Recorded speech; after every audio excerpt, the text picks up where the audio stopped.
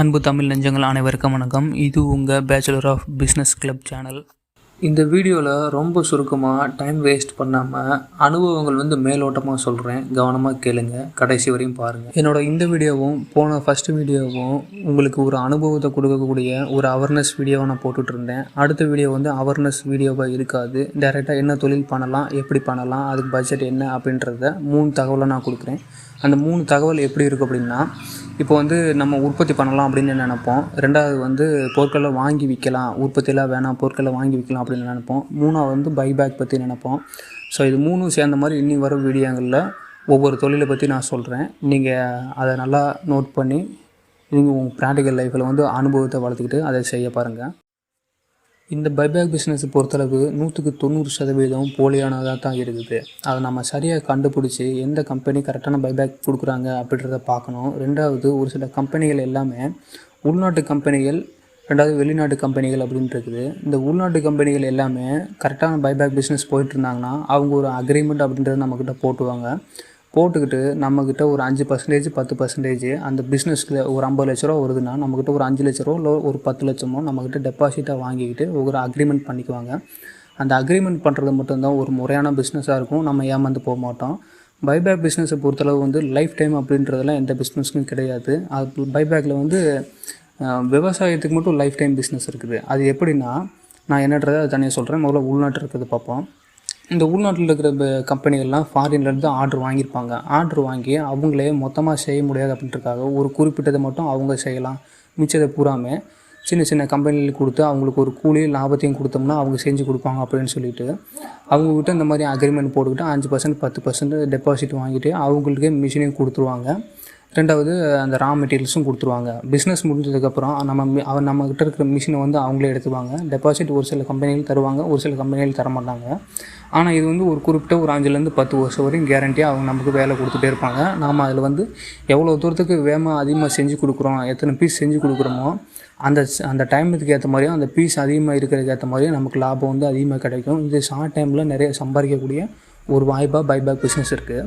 இப்போ ஃபாரின்லேருந்து நாமளே ஆர்டர் எடுத்து பண்ணுறோம், அந்த கெப்பாசிட்டி நமக்கு இருக்குது அப்படின்னா அந்த ஃபாரின்காரங்க என்ன செய்வாங்க அப்படின்னா, ஒரு லைஃப் டைம் அக்ரிமெண்ட் மாதிரி போடுவாங்க. அதாவது லைஃப் டைம் அக்ரிமெண்ட்னா ஒரு 20 வருஷம், 25 வருஷம், 15 வருஷம் இந்த மாதிரி அக்ரிமெண்ட் நம்மக்கிட்ட போடுவாங்க. அந்த லைஃப் டைம் அக்ரிமெண்ட்டில் அவங்க சொல்கிறது என்ன அப்படின்னா, இப்போ நம்ம ஒரு விவசாயம் பண்ணிகிட்ருக்கோம், அதுதான் விவசாயம் பண்ணுறதுக்கு மட்டும்தான் லைஃப் டைம் அக்ரிமெண்ட் மாதிரி கிடைக்கும். ஏன் அப்படின்னா நம்மக்கிட்ட சொந்தமாக நிலம் இருக்குது. அந்த நிலத்தில் நாம் ஒரு பொருளை உற்பத்தி பண்ணிகிட்ருப்போம். அந்த உற்பத்தி பண்ண பொருள் தரம் நல்ல குவாலிட்டியாக இருந்துச்சுன்னா அவங்க இந்த கம்பெனிக்காரங்களே டேரெக்டாக கேட்பாங்க. இப்போ கொடைக்கானல் கீழே இருக்கிற பொள்ளாச்சி ஒரு சில ஏரியாலலாம் பொள்ளாச்சியில் என்ன செய்கிறாங்க அப்படின்னா, ஒரு சின்ன சின்ன அந்த தென்னந்தோப்புக்குள்ளெல்லாம் இந்த வெண்ணிலா இருக்குது பார்த்தீங்களா, வெண்ணிலா விவசாயம் பண்ணிகிட்ருக்குறாங்க. இந்த வெண்ணிலான்றது A to Z எல்லாத்துக்குமே பயன்படுத்தக்கூடிய ஒரு உணவுப் பொருள் தான். ஐஸ்கிரீம்லேருந்து பிஸ்கெட்லேருந்து A to Z காஸ்மெட்டிக் வரையும் ரா மெட்டீரியல்ஸ் எல்லாத்துக்குமே இந்த வெண்ணிலா அப்படின்ற ஒரு ஃப்ளேவரை ஆட் பண்ணுறாங்க. அது எல்லாமே உங்களுக்கு தெரியும். இந்த வெண்ணிலாவுக்கு இந்த வெண்ணிலா சாக்லேட்லேயும் பால்லையும் அதிகமாக யூஸ் பண்ணிக்கிறாங்க. அதனால் எனக்கு ரெகுலராக நீங்கள் கொடுங்க அப்படின்னு சொல்லிவிட்டு இந்த விவசாயம் பண்ணுற ஆள்கிட்டே டேரெக்டாக அந்த கம்பெனிக்காரங்க போய் ஒப்பந்தம் போட்டுறாங்க. அந்த மாதிரி 5 வருஷத்துலேருந்து 20 வருஷம் வரையும் எனக்கு நீங்கள் கொடுக்கணும், இந்தாங்க உங்களுக்கு ஒரு சடனான ஒரு அட்வான்ஸ் நான் கொடுத்துறேன் அப்படின்னு சொல்லிவிட்டு ஒரு 5 லட்சம் 10 லட்சம் நம்மக்கிட்ட அட்வான்ஸ் கொடுத்துருவாங்க. அடுத்து உற்பத்தி பண்ணுற எல்லா பொருளையுமே நம்ம உற்பத்தி பண்ணுன்னு அவங்ககிட்ட சொல்லிட்டோம்னா அவங்களே அதை கொண்டு அவங்களே வாங்கிட்டு போயிடுவாங்க. அதுக்கு உண்டான அமௌண்ட்டையும் கொடுத்துருவாங்க. ரெண்டாவது, நமக்கு திடீர்னு இடையில எக்ஸ்ட்ரா ஒரு அமௌண்ட் தேவைப்படுது அப்படின்னா அது ஒரு அட்வான்ஸ் மாதிரி நமக்கு மறுபடியும் கொடுப்பாங்க. அந்த அட்வான்ஸ்லேயும் நம்ம உற்பத்தி பண்ணி கொடுக்குற பொருட்களை அவங்க கழிச்சிக்கிட்டே வந்துகிட்டே இருப்பாங்க. இந்த மாதிரி ஃபாரின்லேருந்து நம்ம எடுத்து பண்ணிகிட்டே இருக்கலாம். அதுக்கு மட்டும்தான் விவசாயத்துக்கு மட்டும் லைஃப் டைம் ஆப்பர்ச்சுனிட்டி இருக்குது. காஃபிக்கு, ரெண்டாவது ஏலம், மிளகு இந்த மாதிரி மளிகை ஐட்டமுக்கு, அதுவும் நல்ல தரமான பொருட்களுக்கு மட்டும்தான் உற்பத்தி பண்ண சொல்லி அவங்களே கொடுப்பாங்க. மொத்த வியாபாரிட்டியில் அந்த மாதிரி பைபேக் ஆஃபர் கிடைக்காது. விவசாயம் பண்ணுற உற்பத்தியாளர்களுக்கு மட்டும்தான் அவங்க பைபேக் ஆஃபர் கொடுப்பாங்க. ஏன்னா டன் கணக்கில் அவங்க வாங்கிட்டே இருப்பாங்க. நேரடியாக விவசாயிட்டிருந்தே வாங்குறதுனால அவங்களுக்கு செலவு ரொம்ப கம்மியாகிடுது. பொருட்களுக்கும் ஒரே தரத்தில் கிடச்சிருது. அதனால் அவங்களுக்கு எவ்வளோ செலவு மிச்சம். இந்த லாபத்தை காரணம் காட்டி ஃபாரினில் இருக்கிற ஆளுகள்லாம் வாங்குகிறாங்க. பைபேக் அப்படின்ற வார்த்தை கார்ப்பரேட் உலகத்தில் இந்த 5 வருஷத்துக்குள்ளே தான் அதிகமாக வளர்ந்துருக்குது.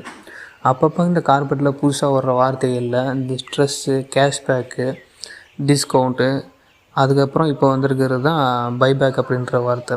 ஒரு தொழிலில் ஒருத்தர்கிட்டருந்து வாங்கி அதை நான் உற்பத்தி பண்ணித்தர்றேன் இல்லை விற்பனை பண்ணித்தர்றேன் அப்படின்னு சொல்கிற எல்லாமே பைபேக் பிஸ்னஸ் தான்.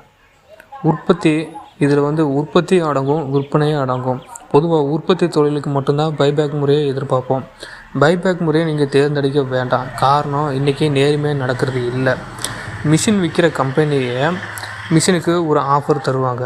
மிஷின் விலை 1,00,000, ரா மெட்டீரியல் நாங்களே தந்துடுவோம், நீங்கள் உற்பத்தி பண்ண பொருளை நாங்களே வாங்கிப்போன்னு சொல்லி அந்த தொழிலை செய்ய தூண்டுவாங்க. நாமளும் ஆர்வத்தில் அதை போய் செய்யலாம், மிஷின் கம்பெனிக்காரங்கள வாங்கிக்கிறாங்களாம் அப்படின்னு நம்ம உடனே வாங்கினா அந்த வேலையை செய்யலாம் அப்படின்னு பார்ப்போம். அவங்க சொல்கிற மாதிரி எல்லாம் நடக்கும். 3 மாதம் கழித்து ஆர்டர் வராது, அவங்களும் விட்டுருவாங்க. ஏன்னா அவங்களுக்கு மிஷின் விற்பனை ஆயிடுச்சு, பணம் போயாச்சு, நமக்கு எல்லாம் கற்றுக் கொடுத்துட்டாங்க. அதுக்கடுத்து நாமளே ஒரு மார்க்கெட்டை பிடிக்க வேண்டியது இருக்கும், நாமளே போய் சேல்ஸ் பண்ண வேண்டியது இருக்கும். அப்போ தான் நமக்கு லாபம் நட்டம் என்னன்றது தெரியும். தொழில் நிரந்தரமாக பண்ண முடியுமா, இல்லை நிறுத்திட்டு அப்படியே அடுத்ததுக்கு போயிடலாமா அப்படின்ற யோசனைக்கு நம்ம போயிருக்கோம். இப்போ உண்மையான பைபேக் பிஸ்னஸ் எப்படி நடக்குது அப்படின்ற ஒரு கேள்வி உங்களுக்கு வரும். ஒரு பொருளுக்கான ஆர்டர் வெளிநாட்டிலருந்தும் கிடைக்கும், உள்நாட்டிலருந்தும் கிடைக்கும். அதை 2 முறையில் தான் அந்த பைபேக் பிஸ்னஸ் ஆஃபர்ன்றது கிடைக்கும். ஒன்று நாமளாகவே போய் கேட்டு வாங்குற மாதிரி இருக்கும். அப்படி இல்லாட்டி இந்த பெரிய பெரிய கம்பெனிகளே ஓப்பன் டெண்டர் ஒன்று கொடுத்துருப்பாங்க. அந்த டெண்டரில் ஒரு குறிப்பிட்ட அமௌண்ட்டை டெபாசிட் பண்ணி நாம் அந்த ஆர்டரை எடுத்து அவங்க கேட்குற மாதிரி குவாலிட்டியில் அவங்க கேட்குற டைமுக்கு உற்பத்தி பண்ணி கொடுக்கணும். நாமளே தேடி போய் வாங்கினா அதுக்கு ஒரு கூலியும் உற்பத்தி வேஸ்ட்டும் தான் நமக்கு லாபமாக கிடைக்கும். இப்போ நாமளே தேடி போய் ஒரு கம்பெனியில் எனக்கு இந்த மாதிரி நான் உற்பத்தி பண்ணி தர்றேன், எனக்கு ஆர்டர் கொடுங்க அப்படின்னு நம்ம கேட்டு வாங்கினோம்னா நமக்கு அவங்களோட ஆர்டர் கொடுப்பாங்க. அந்த ஆர்டர் நம்ம செஞ்சு கொடுத்துட்டோம்னா அது நார்மலாகவே டைம் எடுத்துக்க சொல்லுவாங்க. அந்த டைத்துலேயே நம்ம செஞ்சு அவங்க கேட்குற குவாலிட்டியில் கொடுத்துட்டோம்னா அதுக்கு நார்மலாக நாம் செஞ்சுருக்கோம் பார்த்திங்களா, அந்த வேலைக்கான கூலி மட்டும்தான் நமக்கு கிடைக்கும். 2வது, அந்த பொருட்களை உற்பத்தி பண்ணோம் பார்த்திங்களா, அந்த உற்பத்தி பண்ணதோட வேஸ்ட்டு நமக்கே கொடுத்துருவாங்க. அதை நாமளே வச்சுக்கலாம், அதை கேட்க மாட்டாங்க. ஸோ 2வது லாபமாக நமக்கு அந்த வேஸ்ட்டு தான் நமக்கு கிடைக்கும். இப்போ அதில் ஒரு சின்ன உதாரணம் நான் சொல்கிறேன். நம்மளாம் சின்ன கம்பெனியாக இருக்கிறோம்.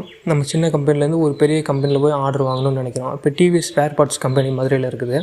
அந்த மதுரையில் இருக்கிற கம்பெனிலேருந்து ஒரு ஆர்டர் வாங்கி எங்கள் ஊரில் திண்டுக்கல்லில் ஒருத்தர் செஞ்சிட்ருக்கிறாரு. அவர்கிட்ட இந்த நட்டு போல்டு எல்லாம் செய்ய ஆர்டர் வாங்கியிருக்கிறாரு. இவரே சொந்தமாக மிஷின் வாங்கி வச்சுக்கிறாரு. ஒரு கம்பெனி செட் எல்லாமே இவரே போட்டு ரெடியாக வச்சுருக்கிறாரு. அந்த ஆர்டரில் நட்டு போல்டு, சின்ன சின்ன ஸ்பேர் பார்ட்ஸ் ஐட்டம், மூடி, இதெல்லாம் இன்ஜினுக்கு உண்டான மூடிலாம் அவங்க செஞ்சு கொடுக்கணும். அந்த அலுமினியம் மூடி அதெல்லாம் செஞ்சு தரணும். அவங்களே சிஎன்சி மிஷினை இறக்கியிருக்கிறாங்க. ஏதாவது கம்பெனிக்காரங்க இல்லை, இவங்களே எடுத்து பண்ணுற நம்மளை மாதிரி ஆள் வாங்கியிருக்கிறாங்க. வாங்கிட்டு அவங்களே ஆஃபர்லாம் செஞ்சு கொடுத்துட்டு அவங்க கேட்குற கணத்துலேயும் அவங்க கேட்குற அந்த மரத்துலேயும் அவங்க இரும்பில் செஞ்சு கொடுத்துட்றது. செஞ்சு கொடுத்ததுக்கப்புறம் அந்த இரும்பு தூள் வேஸ்ட்லாம் இருக்குது பார்த்திங்களா, அந்த வேஸ்ட்டு பூராமே நமக்கு தான் சேர்ந்துருது. அவங்க நம்ம கரெக்டாக ஆர்டர் செஞ்சு கொடுத்ததுக்கப்புறம் ஆர்டர் போய் நம்ம அவங்ககிட்ட கொடுத்துட்றோம். அந்த ஆர்டருக்கு மந்த்லி பேமெண்ட்டு இல்லை வீக்லி பேமெண்ட்டுன்ற மாதிரி நமக்கு பேமெண்ட் கொடுத்துட்றாங்க. நம்ம செலவு காசு எல்லாமே அதில் வந்துடும். ஒரு குறிப்பிட்ட அமௌண்ட் லாபமாக அவங்க கூலியாக கொடுத்துருவாங்க. அந்த செஞ்சு வச்ச இரும்பு வேஸ்ட்டு பூராமே நம்ம தனியாக எடைக்கு போட்டு அதுலேருந்து ஒரு லாபம் எடுத்துக்கலாம். இப்போ பெரிய பெரிய ஆஃபர் கொடுக்குறாங்க பார்த்திங்களா, அந்த பெரிய கம்பெனி எல்லாமே. அதுக்கு ஒரு சின்ன உதாரணம் பார்த்திங்கன்னா நம்ம திருப்பூர். இந்த திருப்பூர்ன்ற ஏரியா நமக்கு எல்லாத்துக்குமே ரொம்ப பழக்கப்பட்ட ஏரியா தான். இங்கே வெளிநாட்டிலேருந்து ஒரு கம்பெனி 10-20 ஆர்டர் வாங்குவாங்க. அந்த 10 ஆர்டருமே ஒரே கம்பெனினால் செய்ய முடியாது. ஏன்னா ஒவ்வொரு கம்பெனியுமே பார்த்திங்கன்னா 5 லட்சம் பீஸு 10 லட்சம் பீஸு அப்படின்னு துணிகளை ஆர்டர் கொடுப்பாங்க. அப்படி ஆர்டர் கொடுக்கும்போது இவங்க ஒரே ஆள்கிட்டே ஆர்டர் வாங்குறது இல்லை. 5 பேர் 10 பேர் ஒரே மாதத்தில் ஆர்டர் கேட்டுப்பாங்க. அந்த ஒரு மாதத்துக்குள்ளேயே, அதாவது ஆர்டர் எடுத்த முதல் நாள்லேருந்து 30 நாளுக்குள்ளே இங்கேருந்து வெளிநாட்டில் கொண்டு போய் அவங்க இடத்துல கொண்டு நம்ம இறக்கி ஆகணும். இந்த ஷிப்மெண்ட் எல்லாம் கரெக்டாக பண்ணி ஆர்டர்லாம் கரெக்டாக போய் அவங்க கையில் விற்பனைக்கு 31வது நாள் அவங்க விற்பனை செய்ய ஆரம்பிக்கணும். அந்த ரேஞ்சுக்கு இங்கே இருக்கிறவங்களாம் வேலை செஞ்சு கொடுக்குறாங்க. அப்படி ஒரு ஆள் கொடுக்குற ஆர்டரை அவங்களே வச்சுக்க மாட்டாங்க. 5 பேர் 10 பேர் மொத்தமாக கொடுக்குறாங்க பார்த்திங்களா, அந்த ஆர்டரில் இப்போ 5 ஆர்டர் கிடச்சிருக்கு, 50 லட்சம் துணி அவங்க உற்பத்தி பண்ணி வெளிநாட்டுக்கு ஏற்றுமதி பண்ணணும். அப்படின்னா அதே திருப்பூரில் இருக்கிற அதே வேலையை செஞ்சுட்டு இருக்கிற ஒரு கம்பெனியை பார்ப்பாங்க. அந்த கம்பெனிக்கு ஆஃபர் போடுவாங்க. இந்த மாதிரி எங்களுக்கு ஒரு 50 லட்சம் பீஸ் இருக்குது, அதில் 20 லட்சம் பீஸ் நீங்கள் ஆர்டர் எடுத்து நீங்கள் பண்ணித்தரலாம், நாங்கள் உங்களுக்கு ஒரு கூலி கொடுப்போம் அப்படின்னு சொல்லுவாங்க. அதை பேஸ் பண்ணி சின்ன கம்பெனிகள்லாம் போய் அவங்ககிட்ட அந்த ஆர்டர் வாங்கணும்னு பார்ப்பாங்க. அப்போ அந்த பெரிய கம்பெனி ஆர்டர் கொடுக்குற கம்பெனி நம்மளோட குவாலிட்டி என்ன அப்படின்றத பார்ப்பாங்க. நம்மக்கிட்ட அந்த அளவுக்கு இடம் இருக்கா, கெப்பாசிட்டி இருக்கா, மிஷின் இருக்கா, வேலையை செஞ்சு கொடுக்கறக்கு, கரெக்டான நேரத்தில் வேலையை முடிச்சு கொடுக்கறக்கு நம்மக்கிட்ட ஆள் வசதி நல்லா இருக்குதா அப்படின்றதெல்லாம் நல்லா பார்ப்பாங்க. அப்படி பார்த்துட்டு தான் எல்லாத்தையும் நல்லா செக் பண்ணிவிட்டு தான் அந்த பெரிய கம்பெனி நமக்கு ஆஃபர் கொடுப்பாங்க. 30,00,000 துணிகள் வந்து அந்த ஆர்டர் எடுத்த கம்பெனிகளே செஞ்சுருவாங்க. மிச்சம் 20,00,000 துணிகள் வந்து 10-20 கம்பெனிக்கு வந்து கீழே இருக்கிற கம்பெனிக்கு பைபேக் ஆஃபராக கொடுத்துருவாங்க. அவங்களே மெட்டீரியல் கொடுத்துருவாங்க, அவங்களே வாங்கிட்டு போயிடுவாங்க. வேஸ்டேஜ் வந்து ஒரு சில கம்பெனிகள் கலெக்ட் பண்ணுறாங்க, ஒரு சில கம்பெனிகள் கலெக்ட் பண்ணுறதில்ல, அவங்ககிட்டயே கொடுத்துருவாங்க. அந்த 20 நாளுக்குள்ளே இப்போ 30 நாள் அப்படின்றது 20 நாள் உற்பத்தியாக இருக்கும். மிச்சம் 10 நாள் வந்து அவங்க டிரான்ஸ்போர்ட் டைமாக குறித்து வச்சுருப்பாங்க. இன்னும் சில ஆர்டர்லாம் வெளியிலேருந்து வரும்போது என்ன செய்வாங்கன்னா, எனக்கு 10 நாளுக்குள்ளே 10,00,000 பீஸ் அடிச்சு கொடுங்க அப்படின்னு கராராக வந்து கேட்பாங்க. அவங்ககிட்ட வந்து ரேட் அதிகமாக போட்டு தான் கம்பெனி வந்து ஆர்டர் அதிகமாக வாங்கும். ஏன்னா 10 நாளுக்குள்ளே அவங்க கேட்குற 10,00,000 பீஸை கொடுத்தாகணும். இந்த மாதிரி சமயத்தில் வேறு வழி இல்லை அப்படின்றக்கோசரமே நம்மளை மாதிரி சின்ன சின்ன கம்பெனிகிட்ட வந்து சொல்லிடுவாங்க, நீங்கள் இந்த மாதிரி எடுத்து பண்ணுங்க அப்படின்னு சொல்லிட்டு. ஸோ உள்ளூருக்குள்ளே இன்றைக்கி திருப்பூர் அவ்வளோ தூரத்துக்கு ஃபேமஸ் ஆகி, திருப்பூர் அப்படின்ற பேருக்கு மட்டுமே 60,000 கோடி ரூபா மதிப்பு இருக்குது அப்படின்றது நம்ம எல்லாத்துக்கும் தெரியும். திருப்பூரோட மதிப்பு இல்லை, திருப்பூர்ன்ற பேருக்கு உண்டான மதிப்பே 60,000 கோடி. அவங்க எல்லாமே திருப்பூரை இப்படித்தான் கட்டமைச்சு வழிவகுத்துட்டு வந்தாங்க. இதே மாதிரி ஒரு ஆஃபர் வந்து துணிக்கு மட்டும் இல்லை, நம்ம கோயம்புத்தூரை உருவாக்குனது திருப்பூர் தான். அதுவும் நமக்கு நல்லாவே தெரியும். அந்த கோயம்புத்தூரில் வந்து திருப்பூருக்கு தேவையான மிஷினுக்கு தேவையான ஸ்பேர் பார்ட்ஸு மிஷினு எல்லாமே உற்பத்தி பண்ணுற கம்பெனிகளை தான் கோயம்புத்தூரில் வச்சுருக்குறாங்க. ஏன்னா வெளிநாட்டிலேருந்து வாங்கிட்டு வரும்போது செலவுகள்லாம் அதிகமாக இருக்குது, ஸ்பேர் பார்ட்ஸ்லாம் குறிப்பிட்ட டயத்துக்கு கிடைக்காது. அதனால இவங்க என்ன செய்கிறாங்க அப்படின்னா, திருப்பூர்லேருந்து கோயம்புத்தூருக்கு ஷிஃப்ட் பண்ணாங்க. அதாவது இயந்திரம் வாங்குகிற வேலையை வந்து திருப்பூர் கம்பெனிக்காரங்களே செய்யாமல் கோயம்புத்தூரில் இருக்கிற கம்பெனிக்காரங்ககிட்டே ஒப்படைச்சி, இந்த மாதிரி அவங்க வந்து எனக்கு இந்த மிஷின் வேணும் அப்படின்னு சொன்னதுக்கப்புறம் கோயம்புத்தூரில் இருக்கிற மிஷின் கம்பெனிக்காரங்க என்ன செய்வாங்கன்னா, அதை வெளிநாட்டிலேருந்து ஸ்பேர் பார்ட்ஸாக வாங்குவாங்க. ஸ்பேர் பார்ட்ஸாக வாங்கும்போது அவங்களுக்கு வந்து செலவு வந்து கம்மியாகும். செலவு அப்படின்றத விட அந்த இயந்திரத்துக்கான ஸ்பேர் பார்ட்ஸோட அளவு வந்து விலை வந்து கம்மியாக இருக்கும். அதை அசம்பிள் பண்ணி நேரடியாக இந்தியாவுக்குள்ளே கொண்டு வரும்போது மட்டும்தான், ஒரு டோட்டல் மிஷினை வந்து ரெடி கண்டிஷனில் கொண்டு வரும்போது தான் அதோட ரேட் வந்து கூட வரும். வரியும் கூட போட்டுருவாங்க. ஸ்பேர் பார்ட்ஸ் வரும்போது வரியும் கம்மி, அதோட ரேட்டும் கம்மி. அந்த மிஷின் கம்பெனிக்காரங்க ஃபாரின்லேருந்து வாங்கி இவங்க அசம்பிள் பண்ணி இவங்க ஒரு லாபத்துக்கு வச்சு உடனே டெலிவரி கொடுத்துருவாங்க. அப்போ அவங்களுக்கு டைம் மிச்சமாகுது, பணம் மிச்சமாகுது. இது எல்லாமே கனெக்ட் பண்ணிவிட்டு கோயம்புத்தூர்ன்ற நகரத்தை உருவாக்கி கோயம்புத்தூரில் மிஷினரி ஸ்பேர் பார்ட்ஸ் எல்லாம் தயாரிக்க வச்சாங்க. கோயம்புத்தூர்லேயும் இந்த மாதிரி நட்டு, போல்டு, மோல்டு, அலுமினியம் மூடி, மோட்டருக்கு தேவையான காயில், இந்த மாதிரி எல்லாமே கோயம்புத்தூர்லேயே உற்பத்தி பண்ணிகிட்ருக்காங்க. கோயம்புத்தூரும் வளர்ந்ததுக்கு இந்த பைபேக் பிஸ்னஸ் தான் காரணம். திருப்பூரும் வளர்ந்ததுக்கு பைபேக் பிஸ்னஸ் தான் காரணம். ஸோ இந்த மாதிரி பெரிய பெரிய கம்பெனிகள் செய்ய முடியாத வேலையை அந்த டைமுக்கு நம்ம செஞ்சு கொடுத்துக்கிட்டு இருந்தோம் அப்படின்னா நம்மளை முழுசாக நம்ப ஆரம்பிப்பாங்க, நமக்கு ஒரு நல்ல லாபம் கிடைக்கும். பொதுவாக டைம் அப்படின்றது தான் இதில் வந்து ரொம்ப முக்கியம். ஏன்னா குறிப்பிட்ட டைமுக்குள்ளே நாம் வந்து ஆர்டர் எடுத்து அந்த ஆர்டரை வந்து நம்ம டெலிவரி பண்ணி ஆகணும். அப்போ தான் நமக்கு அடுத்த ஆர்டர் கிடைக்கும். அந்த ஆர்டருக்கு ஏற்ற மாதிரி நமக்கு லாபமும் அதிகமாக கிடைக்கும். நாம் வந்து பீஸை டேமேஜாக கொடுத்துட்டோம், இல்லை வந்து பீஸில் கையாடல் பண்ணிட்டோம், பீஸில் வந்து சரியாக தைக்கலை, குவாலிட்டி இல்லை அப்படின்னா அடுத்த தடவை நமக்கு ஆர்டர் கிடைக்காது.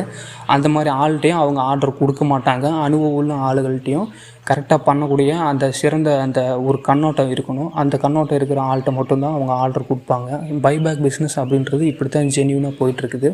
மிஷின் கம்பெனிகளை நம்பி நீங்கள் ஏமாற வேணாம். மிஷினை விற்றாச்சுன்னா போதும் அப்படின்ட்டு போயிடுவாங்க. நாம் தொழில்ன்றது நிரந்தரமாக செஞ்சாகணும். ஸோ ஒரு சின்ன உதாரணமாகவே உங்களுக்கு திருப்பூர், கோயம்புத்தூரை சொல்லிட்டேன். நீங்கள் அதை நல்லா நோட் பண்ணி அதுக்கேற்ற மாதிரி நீங்கள் அங்கேருந்து கூட ஆர்டர் எடுத்து நீங்கள் பார்க்கலாம். இன்னும் சில ஆர்டர்களை நான் எங்கேருந்து வாங்கலாம் அப்படின்றத நான் உங்களுக்கு சொல்கிறேன். கரண்ட்டில் இருக்கிற ஆர்டர் என்ன அப்படின்றதையும் இனி வரும் வீடியோக்களை நான் சொல்கிறேன். நன்றி.